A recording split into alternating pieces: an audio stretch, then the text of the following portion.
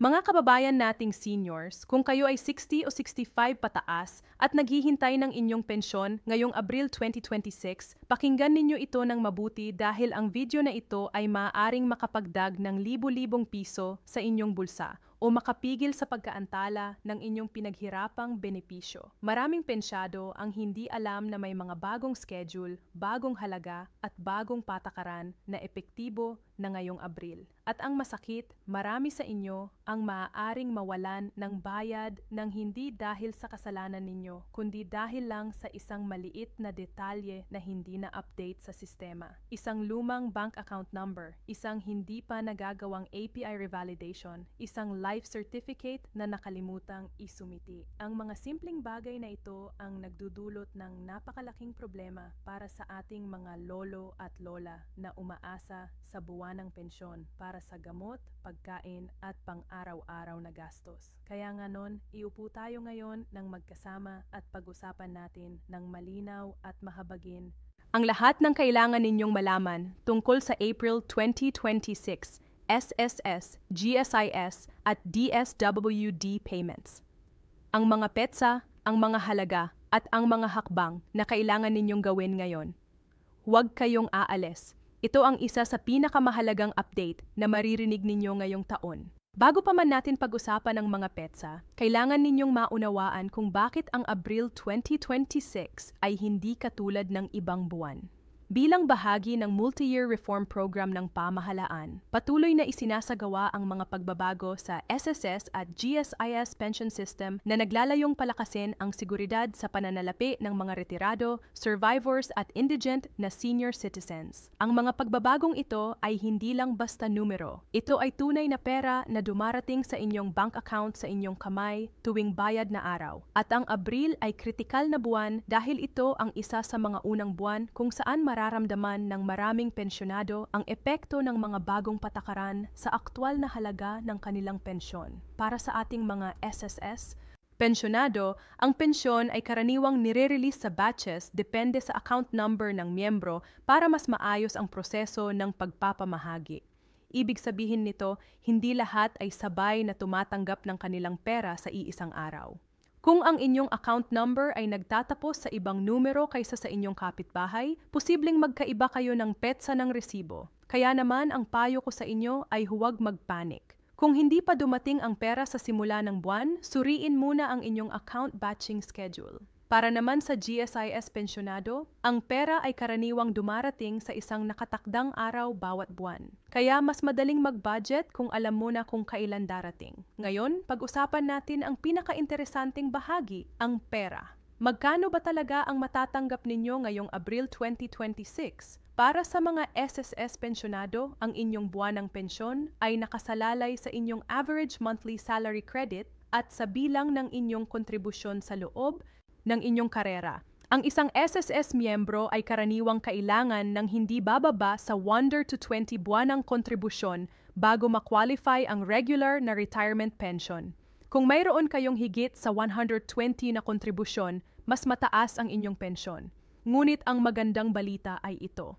Maraming senior ang makakatanggap ng dagdag na 1,000 sa kanilang buwan ng SSS pensyon ngayong 2026 at hindi na kailangan pang mag-apply dahil automatiko itong idadagdag sa regular na pensyon. Kaya kung nakatanggap kayo ng FI noong nakaraang buwan, posibleng SIME na ang inyong matatanggap simula ngayon. Sa ilalim ng Multi-Year Pension Reform Program, ang Pebrero hanggang Abril 2026 ay ang panahon kung saan ang 10% na pagtaas para sa retirement at disability pension at 5% para sa survivors ay nagiging ganap na nakikita sa buwanang bank credits. Ito ay bahagi ng 3 taong plano upang pataasin ang kabuuang benepisyo ng hanggang 33% bago mag-2027. Isalintuwiran natin ito ng halimbawa, kung ang inyong pensyon noon ay 8,000 bawat buwan, ang 10% na pagtaas ay nagdadagdag ng P. Kaya ngayon, PH 800 na ang inyong buwanang kita.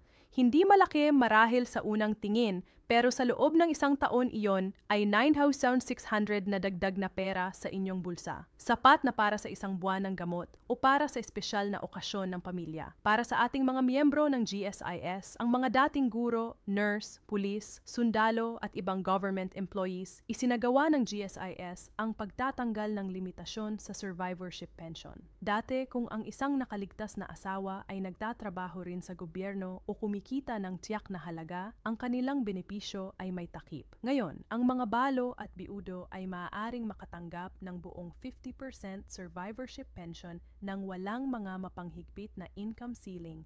Ito ay napakahalagang pagbabago para sa ating mga senior na wala ng asawa dahil nangangahulugan ito na hindi na kailangan pang mapigilan ang inyong benepisyo dahil lang sa inyong pinansyal na sitwasyon. Hindi lahat ng ating mga senior ay maswerteng may SSS o GSIS. At para sa kanila, mayroon tayong DSWD Social Pension Program, ang indigent na senior citizens na may edad 60 pataas. Ang mga mahina, may sakit at walang regular na kita o pensyon mula sa ibang ahensya ng gobyerno ay patuloy na tumatanggap ng 1,000 bawat buwan sa ilalim ng Social Pension Program ng DSWD. Ngunit narito ang mahalagang detalye na kailangan ninyong malaman tungkol sa pamamahagi. Ang mga bayad ay ibinibigay sa quarterly na paraan, kaya sa bawat pagpapamahagi ay tumatanggap ang mga benepisyaryo ng 3,000 para sa 3 buwang akumulasyon. Ang ibig sabihin nito ay hindi buwanan ang pagpupunta sa DSWD kundi tuwing 3 buwan. Kaya kung naghihintay kayo ng bayad ngayong Abril, mahalaga na malaman ninyo kung kailan eksaktong nakatakda ang inyong quarterly release sa inyong lugar. Ang bawat probinsya at lungsod ay maaaring may kaunting pagkakaiba sa eksaktong petsa ng distribusyon, kaya makipag-ugnayan sa inyong lokal na DSWD office o barangay hall para ma-confirm. Noong katapusan ng 5, higit sa 4 na milyong senior citizens ang nakatanggap ng social pension payouts. Gayunpaman, higit sa 1 milyong indigent senior citizens pa ang nasa waitlist kakulangan ng pondo. Kung nasa listahan kayo na, huwag mag-alala, patuloy kayong susuportahan. Ngunit kung hindi pa kayo nakaka-enroll, pumunta na sa inyong barangay o sa pinakamalapit na DSWD field office at magtanong kung paano may dadagdag ang inyong pangalan sa programa. Ngayon, kailangan nating pag-usapan ang bahagi na karamihan ay hindi gustong marinig, ngunit napakahalagang malaman ang mga dahilan kung bakit maaaring maantala o maputol ang inyong pensyon. Dahil kahit na apat dapat kayo, may ilang bagay na maaaring pigilan ang pera mula sa pagdating sa inyong kamay. Una, para sa ating mga GSI pensyonado, ang pagsagot ng Annual Pensioners Information Revalidation o APIR ay isang obligasyon. Kung palalabasin ninyo ang deadline, ang inyong buwanang pensyon ay maaaring maantala o matigil hanggang sa makumpleto ninyo ito. Ang API ay ang paraan ng GS para ma-verify na buhay at maayos pa ang mga benepisyaro. Kaya kung hindi pa kayo nakakapag-appear ngayong taon, gawin ninyo ito ngayon bago pa lumipas ang Abril, pumunta sa pinakamalapit na GSIA Service Center or i-download ang GS Touch app kung meron kayong smartphone. Pangalawa, para sa SSS pensyonado. Ang SSS ay maaaring humiling ng life certificates or updated na bank details para patuloy na maibayad ang inyong pensyon ng walang abala, lalo na kung nakatira kayo sa ibang bansa o may lumang impormasyon ang inyong account. Kung matagal na kayong hindi nag-update ng inyong contact number, address o bank account sa SSS, maaaring ito ang dahilan kung bakit hindi pa dumarating ang inyong pera. Huwag hintayin na mawala ang isang bayad bago kayo kumilos. Gawin na ito ngayon habang maaga. Pangatlo, kung may mga pampublikong holiday o bank holiday, ang inyong pensyon ay maaaring makredit ng 1 o 2 araw ng mas maaga o mas huli kaysa sa inaasahan. Halimbawa, kung may natatanging holiday ngayong Abril at alam nating maraming holiday tayo sa buwan na ito bilang isang bansa, huwag kayong mag-alala agad kung hindi pa dumating ang pera sa eksaktong petsa. Bigyan ng karagdagang 2 o 3 araw ng processing time bago tumawag sa hotline o pumunta sa opisina. Ito ang bahagi ng video na gusto ko talagang bigyang diin. Ang mga benepisyo na hindi karaniwang ino-announce ng malakas, ngunit karapat-dapat kayong matanggap. Ang mga senior na umabot sa edad na OT, 85, 90 at 95 ay kasalukuyang karapat-dapat para sa isang one-time cash incentive na karaniwang 10,000 para tulungan sa healthcare costs bilang bahagi ng bagong probisyon para sa milestone na edad kapag umabot ang inyong mahal sa buhay o kayo mismo sa isa sa mga espesyal na edad na ito, tiyaking i-claim ang benepisyong ito. Maraming pamilya ang hindi alam na mayroon silang karapatang makuha ito kaya natutulog ang pera sa sistema ng hindi na-claim.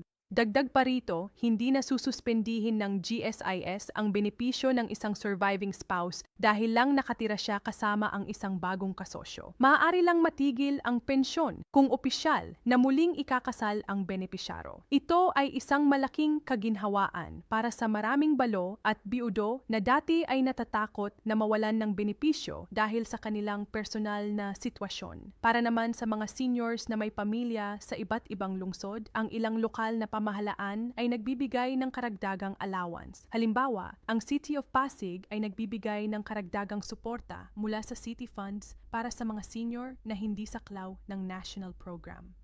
Suriin kung ang inyong lungsod o munisipalidad ay may katulad na programa. Maing-mayon kayong hindi pa na-claim na lokal na benepisyo. Bilang inyong pinagkakatiwalaang kaibigan sa usaping pera, nais ko ring ibahagi ang ilang praktikal na estratehiya para ma-maximize ang inyong retirement income ngayong Abril at sa mga susunod pang buwan. Una, kung kayo ay SSS pensyonado, ang inyong 2026 na pagtaas ay automatikong idinaragdag sa inyong buwanang disbursement. Maaari ninyong suriin ang inyong updated na halaga sa pamamagitan ng MySS Card o mobile app. I-download na ang MySS app sa inyong telepono o hilingin sa inyong anak o apo na tulungan kayong mag-set up ng online account. Sa ganitong paraan, malalaman ninyo agad kung dumarating na ang pera nang hindi na kailangang pumunta sa bangko or sa opisina. Pangalawa, itago ang lahat ng inyong SSS o GSIS documents sa isang ligtas ngunit madaling ma-access na lugar. Kasama na rito ang inyong pension ID, bank passbook o ATM card at anumang official na sulat mula sa SSS o GSIS. Sa tuwing may tanong kayo o may issue, mas mabilis na maaayos ang problema kung handa na ang lahat ng inyong papel. Pangatlo, kung may katanungan kayo tungkol sa inyong pensyon, huwag umasa sa mga chismis o sa social media lang. Para sa mga katanungan at feedback, maaaring makipag-ugnayan sa SSS sa pamamagitan ng Hotline 1455 email or ang opisyal na website na www.ses.gov.ph, pati na rin ang kanilang social media account sa ilalim ng MySSPH handle. Para sa DSWD Social Pension, makipag-ugnayan sa inyong barangay o sa pinakamalapit na DSWD Field Office para sa pinaka-accurate na impormasyon tungkol sa inyong particular na sitwasyon. Bago tayo magpaalam, nais kong ibahagi ang ilang magandang balita na puno ng pag-asa para sa ating mga senior. Ang taong 2026 ay nagdadala ng tranche ng 3 bahagi na pension reform program para sa isa pang round ng pension increase para sa lahat ng pensyonado na inaasahang mangyari sa Setyembre 2026. Kaya ang inyong pensyon ngayong Abril ay hindi pa ang pinakamalaki. Mayroon pang pagtaas na darating sa bandang katapusan ng taon. Ito ay magandang dahilan para manatiling updated at patuloy na subaybayan ang mga anunsyo ng SS para sa 2026, naghahanap ang SSS ng pagbubukas ng mga foreign representative offices sa Madrid, San Francisco at Macau, kasabay ng pagtatayo ng 10 bagong branches sa Pilipinas. Para sa ating mga kababayan na nakatira sa ibang bansa at nagpapensyon, ito ay napakagandang balita dahil mas malapit na ang serbisyo sa inyong lokasyon. At para sa mga senior na walang SSS o GSIS, huwag kayong mawalan ng pag-asa. May panukalang batas na aprobado ng isang House panel na naglalayong magbigay ng buwanang pensyon ng hindi bababa sa $1,000 sa lahat ng senior citizens. Hindi lang ang mga indigent, kasama na ang mga SSS or GSIS pensyonado. Bagaman maaari silang mag-opt-out, kailangan pa nitong dumaan sa House Plenary at Senate bago maging batas. Ngunit ito ay patunay na ang ating mga mambabatas ay nakikinig sa pangangailangan ng ating mga senior. Mga kababayan, ang pag-abot sa inyong retirement age ay hindi katapusan. Ito ay simula ng isang bagong kabanata ng inyong buhay na puno ng dignidad at kaginhawaan.